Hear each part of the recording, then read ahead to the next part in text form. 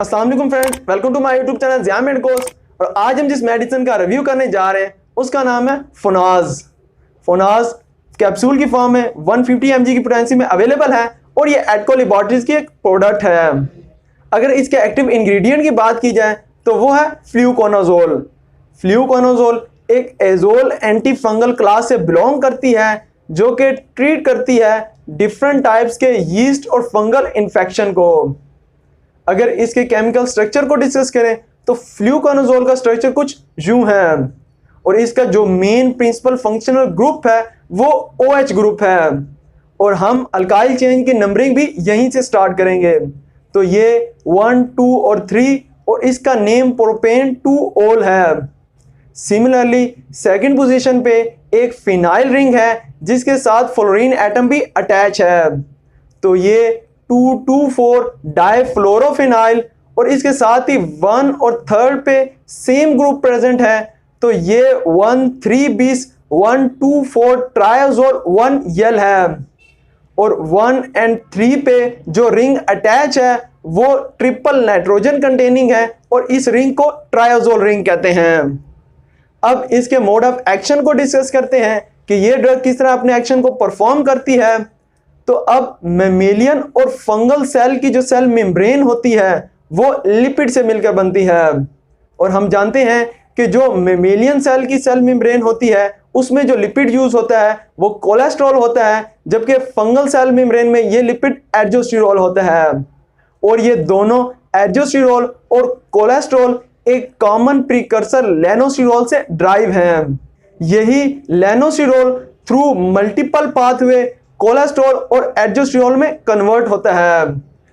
तो ये drug fluconazole selectively inhibit करती है एल्डोस्टेरोल पाथवे को, जिससे लेनोस्टेरोल एल्डोस्टेरोल में कन्वर्ट नहीं होता और एल्डोस्टेरोल की बायोसिंथेसिस नहीं होती, जिससे फंगल ग्रोथ भी नहीं होती और आपका फंगल इन्फेक्शन कंट्रोल होता है। और अमेजिंगली ये ड्रग आपके मेमेलियन सेल मेम्ब्रेन पे बिल्कुल भी इफेक्ट नहीं करती।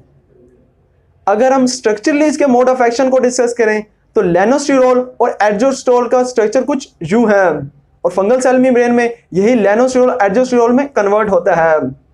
अब लेनोस्टेरोल के स्ट्रक्चर के कार्बन 4 पे 2 मिथाइल ग्रुप और 14 पे 1 मिथाइल ग्रुप प्रेजेंट है, जबकि एल्डोस्टेरोल में यही 2 मिथाइल ग्रुप लॉस हो जाते हैं और इनकी जगह नए डबल बॉन्ड बन जाते हैं और 1 मिथाइल ग्रुप भी आ जाता है।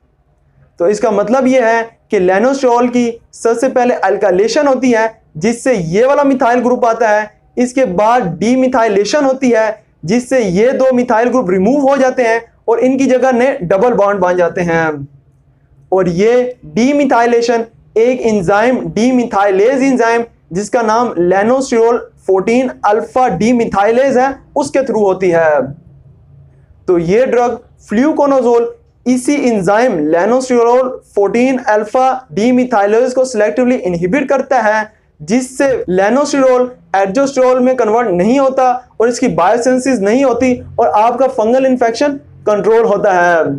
मगर अमेजिंगली यही एंजाइम लेनोस्टेरोल 14 अल्फा डीमिथाइलेज हमारी बॉडी में भी प्रेजेंट होता है, मगर फ्लूकोनाजोल इस पे इफेक्ट नहीं करती और इसीलिए ये फ्लूकोनाजोल को सिलेक्टिवली इनहिबिट ड्रग भी कहते हैं। अब इसके यूजेज और क्लिनिकल एप्लीकेशन को डिस्कस करते हैं।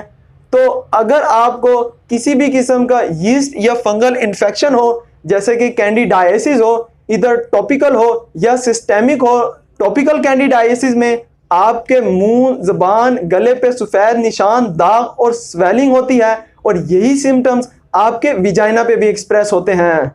तो इसका मतलब है अगर आपको ओरोफ्रेंजियल, ईसोफेगियल या विजाइनल इन्फेक्शन हो तो उसके ट्रीटमेंट के लिए इसे प्रिस्क्राइब किया जाता है।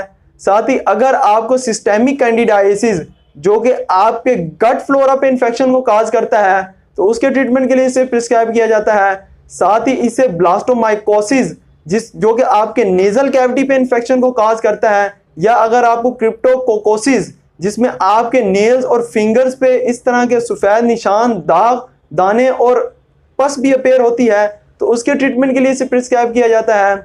साथ ही अगर आपको हिस्टोप्लाज्मोसिस हो जिसमें इस तरह के रैशेस अपेयर्स होते हैं या अगर आपको डर्मेटोफाइटोसिस हो जिसमें आपको रिंगवर्म अपीयरेंस होती है, या अगर आपको पिटाइरियासिस वर्सिकोलर हो जिसमें आपके पेट के ऊपर इस तरह के रैशेज अपीयर होते हैं, तो उसके ट्रीटमेंट के लिए इसे प्रिस्क्राइब किया जाता है। या अगर आपको क्रिप्टोकोकस मेनिंजाइटिस हो जो कि क्रिप्टोकोकल न्यूफॉर्मेंस के थ्रू होता है और एक यीस्ट टाइप का इन्फेक्शन है जो कि आपके वेरियस टिश्यूज जैसे कि लंग्स, ब्रेन और स्पाइनल कॉर्ड पे अफेक्ट करता है, तो उसके ट्रीटमेंट के लिए भी इसे सेफली प्रिस्क्राइब किया जाता है।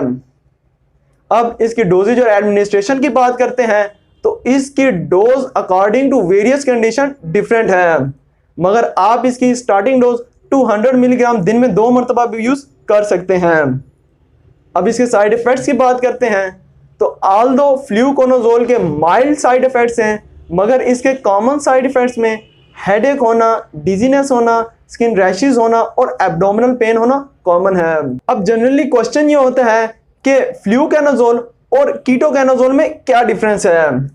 तो स्ट्रक्चरली फ्लूकोनाजोल में एक ट्रायाजोल रिंग है यानी ट्रिपल नाइट्रोजन कंटेनिंग रिंग है, जबकि कीटोकोनाजोल में एक अमीडाजोल है यानी डबल नाइट्रोजन कंटेनिंग रिंग है।